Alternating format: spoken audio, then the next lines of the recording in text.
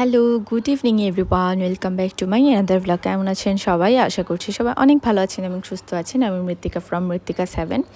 আজকে বিকালবেলা বের হয়ে গিয়েছি। আমাদের হচ্ছে কিছু শপিং আছে পহেলা বৈশাখ উপলক্ষে। প্রতি বছরই হচ্ছে পহেলা বৈশাখে বা পূজায় নিজেদের সাথে সাথে হচ্ছে বাসাটাকেও যতটুকু সম্ভব একটু রিডেকোর করার চেষ্টা করি, একটু নতুনত্ব আনার চেষ্টা করি। যেহেতু আমাদের নিজের বাড়ি, তো আমাদের দেখা যায় যে বাসা চেঞ্জ করার কোনো ব্যাপার থাকে না। তো অনেক বছর এক জায়গায় একভাবে থাকতে থাকতে অনেক সময় একঘেয়েমি যেন না চলে আসে, সেজন্য আমরা সবসময় একটু না একটু কিছু রিডেকোর রিনিউ করি আর কি। প্রত্যেকটা জিনিসকে একটু চেষ্টা করি অন্যরকমভাবে সাজিয়ে গুছিয়ে রাখার, যেন একঘেয়েমি না লাগে দেখতে দেখতে।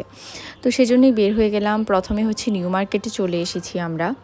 নিউ মার্কেটে এসে হচ্ছে কিছু নাস্তা আইটেম কিনে নিলাম। যেমন লাস্ট কয়েকদিন ধরে হচ্ছে আমার অনেক স্যান্ডউইচ খাওয়ার ক্রেভিং হচ্ছিল, তো আমি বলছিলাম সাত্বিকাকে বানিয়ে দেওয়ার জন্য। বাইরে চাইলেই খেতে পারতাম, কিন্তু বাইরে অনেক দিন খাওয়ার পর আমার মন মতো হচ্ছিল না। মানে মোটামুটি তারা বলে ফ্রেশ, বাট ফ্রেশ না, বোঝাই যেত খেলে যেগুলো ফ্রেশ ছিল না। তো সেরকম হচ্ছে স্যান্ডউইচের জন্য পাউরুটি নিয়েছি, আর হচ্ছে কয়েকটা বাটার বন নিয়ে নিয়েছি পরে খাওয়ার জন্য। বাটার বনটাও আমাদের খুব ফেভারিট, যদিও এটাতে ডালটা থাকে, কিন্তু ভালোই লাগে। তো যাই হোক, দেন হচ্ছে আমরা চকবাজার চলে এসেছি কিছু মাটির জিনিস খোঁজার জন্য, কারণ এবার পয়লা বৈশাখের থিম হচ্ছে মাটির জিনিসে খাওয়া দাওয়া করবো আমরা, মা পাপা সহ আমরা প্ল্যান করলাম আর কি। তো আড়ং থেকে অলরেডি আমরা কিছু জিনিস নিয়েছি, কিন্তু আড়ংয়ে গিয়ে দেখি মাটির জিনিসগুলো কেমন যেন একটু সিরামিক টাইপের। আমরা প্রপার মাটি গ্লেজ ছাড়া চাচ্ছিলাম, কিন্তু গিয়ে দেখেছি একটু গ্লেজে কোনো একটা উপরে প্রলেপ দেওয়া আর কি, তো সেজন্য ওটা নিইনি। তো তারপর আমরা এখানে চকবাজার চলে এসেছি মাটির জিনিস নেওয়ার জন্য। আমরা মাটির প্লেট নিলাম কয়েকটা, আর হচ্ছে 2টা ঘটি নিয়েছি ডেজার্টের জন্য। তো কি ডেজার্ট বানাই সেটাও দেখাবো। আছে নিউ মার্কেট থেকে আগার আগার পাউডারও নিয়েছি। এবার ইচ্ছা আছে ডাবের পুডিং করার। ডেজার্ট হিসেবে প্রচুর গরম থাকে, মোস্ট অফ দ্য টাইমে পয়লা বৈশাখে প্রচুর গরম থাকে। যেহেতু চকবাজার এসেছি আর সিদ্ধেশ্বরী মন্দিরটা কাছেই ছিল, তাই ভাবলাম একটু মন্দিরে ঢুকে প্রণাম করে যাই। তো মোস্ট অফ দ্য টাইমে এটার গেটটা অফ থাকে, ভিতরে ঢোকা যায় না, তো দ্যাটস ওয়াই হচ্ছে ঢুকতে পারিনি, বাইরে থেকে হচ্ছে প্রণাম করে চলে এলাম। আর এই যে এই প্লেটগুলো এনেছি, তারপর হচ্ছে একটা সার্ভিং বোল এনেছি, পাশে দেখা যাচ্ছে ছোট্ট করে সার্ভিং বোলগুলো। আর আমার এই নখের দাগ যে কবে উঠবে। আর এই ছোট ছোট মটকা আগে 2টা এনেছি, চা খেয়েছি সেগুলো দিয়ে, দেখেছেন হয়তো অনেকে যারা আমার রেগুলার ব্লগ দেখেন। তো এগুলো এনেছি হচ্ছে ডেজার্টের জন্য। আর এইটা হচ্ছে সেই সার্ভিং প্লেটটা, এটা খুব সুন্দর হয়েছে। তো এই ছিল আর কি। আর এই যে আগার আগার পাউডার, পাউরুটি আর হচ্ছে বাটার বন যেগুলো বলেছি। তো কিছুক্ষণ পরে হয়তো আমার বোন স্যান্ডউইচটা বানানো শুরু করে দিবে। তো যাই হোক, দেন হচ্ছে আমরা কী কী শপিং করলাম সেগুলো একটু দেখাই আর কি আপনাদেরকে।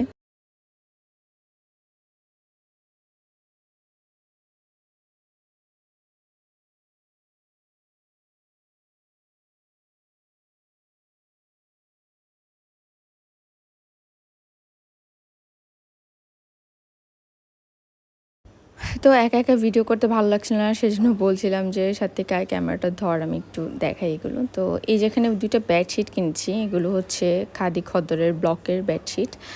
নর্মাল প্রিন্টের বেডশিটগুলো যে কোনো টাইমেই কেনা যায়, কিন্তু খাদি বেডশিটগুলো আসলে প্ল্যান ছিল না, দেখে ভালো লেগে গেল, তাই 2টা বেডশিট নিয়ে এলাম।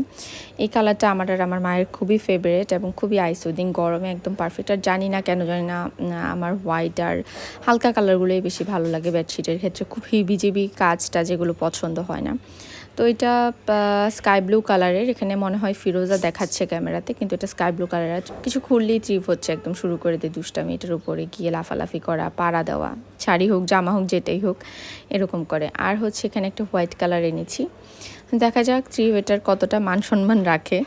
না হলেও হচ্ছে এটা হয়তো বা পাপার রুমে হচ্ছে বেডের মধ্যে বিছিয়ে দিতে পারি, এটাও খুব সুন্দর। তো এই হচ্ছে 2টা বেডশিট। কেমন হয়েছে বেডশিটগুলো অবশ্যই কমেন্ট করে জানাবেন। এগুলো আমাদের জন্য, এগুলো কোনো গিফটের জন্য না। আর লাস্ট কয়েকদিনই কয়েকটা গিফটের আইটেম আপনাদেরকে দেখিয়েছি, অনেকেই হয়তো ভাবছেন যে সব গিফটের জন্য কিনা, না, এই 2টা হচ্ছে আমাদের ইউজের জন্য।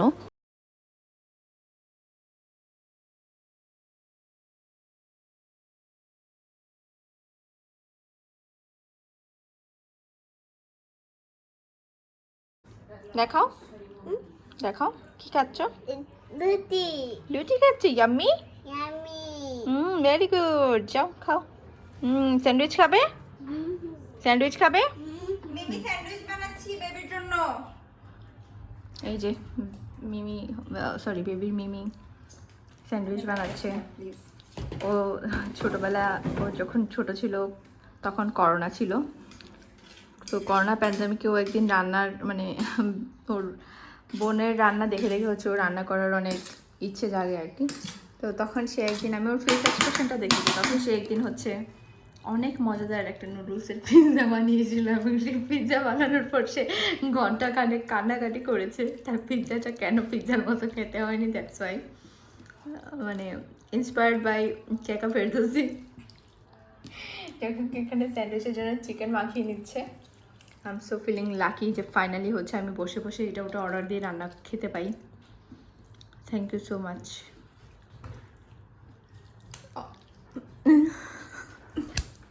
দ্বিতীয় সর সর নে কাঁচা মাংস খা। আচ্ছা, এখন হচ্ছে আমি যেটা করব, এগুলোকে ধুয়ে নেব, ভালো করে ধুয়ে নিতে হবে মাটির জিনিসগুলোকে। এবার চিকেনটা আমি আগে করে ফেলবো। তারপর দিতে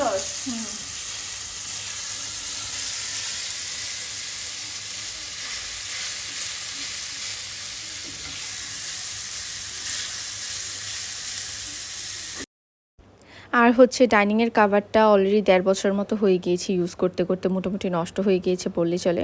মোটামুটি নষ্ট না, মানে নষ্ট হয়নি, ছিঁড়েনি বা ফাটেনি কিছু না, বাট বোর লাগছে আর কি দেখতে দেখতে। একটু হালকা পাতলা কালো দাগ পড়েছে, যদিও আমরা ক্লিন করি তারপর দাগ পড়ে যায়। তো যাই হোক, এটা চেঞ্জ করে এবার হচ্ছে এটা আনলাম। আর এখানে হচ্ছে মেয়োনিজও বানিয়ে নিল। মেয়োনিজটা আর একটু কনসিস্টেন্সিটা হতো, ওর আসলে এক্সপিরিয়েন্স নেই, আমার আছে। তো ও যেহেতু নিজে করেছে, সব সময় সব কিছু করে দিতে হয় না, তাহলে মানুষের এক্সপিরিয়েন্স হয় না, তো ওকে বললাম নিজে নিজে ট্রাই করতে। তো এই যে মেয়োনিজটা বানিয়ে নিল, এটা অবশ্যই একেবারে কাঁচা ডিমের। তো এটা দিয়ে হচ্ছে এবার ভিতরের যেই ফিলিংটা থাকে সেটা বানিয়ে নেবে আর কি। তো এই যে মোটামুটি হয়ে গেছে। স্যান্ডউইচের জন্য একটু পাতলা করে করলেও মেয়োনিজটা প্রবলেম হয় না, বাট নর্মালি অন্যান্য কোনো খাবারের সাথে মেয়োনিজ যদি খেতে চায় তাহলে আর একটু বেশি কনসিস্টেন্সিটা লাগে, মানে এটাতে হচ্ছে আর একটু পরিমাণে তেলটা বেশি দিলেই হতো। তো এখানে স্যান্ডউইচটা মোটামুটি রেডি, এবার জাস্ট হচ্ছে কাট করে সার্ভ করে দিবে। তো অনেকে হচ্ছে আবার একটু হালকা ফ্রাই করে এটা করতে পছন্দ করে। তো মা যেটা বলছিল আর কি যে ফ্রাই করে এটা বানানো যেত, কিন্তু ওটা আসলে সাব স্যান্ডউইচ, এটা সরি সাব না, ওটা ক্লাব স্যান্ডউইচ, সাব স্যান্ডউইচ অন্য আরেকটা, আর এটা হচ্ছে স্যান্ডউইচ আর কি। তো এখানে মোটামুটি আমাদের স্যান্ডউইচটা রেডি, দেন হচ্ছে জাস্ট সার্ভ করে দিবে। আর হচ্ছে এটাই সন্ধ্যা এবং আমার ডিনার। আমি অনেকগুলো খেয়ে ফেলেছিলাম, আমার অনেক বেশি টেস্টি লেগেছিল। আর ওই যে পাশে যে ব্রেডের সাইডগুলো থাকে, ওগুলো দিয়ে চাইলে ব্রেড ক্রাম্ব বানিয়ে নেওয়া যায়। স্যান্ডউইচের এত বেশি ক্রেভিং হচ্ছিল যে স্যান্ডউইচ বানানোর আগে আমার ইচ্ছে করছিল আমি খেয়ে ফেলেও, বানাতে বানাতে আমি অলরেডি একটা খেয়েও ফেলেছি আমি আর মা। আসলে অনেক টেস্ট হয়েছিল এবং ফ্রেশ ছিল মূল কথা। তো আমি আজকে আমার সিস্টারের পছন্দ নিয়ে খাবার বানাচ্ছি। তুমি তো বেরো খাই। সো স্পেশাল থ্যাঙ্কস সাত্বিকা আমাকে এত মজাদার স্যান্ডউইচ বানিয়ে খাওয়ানোর জন্য, সত্যি খুব ভালো ছিল। আর এই তো আজকের ব্লগ এই পর্যন্ত ছিল।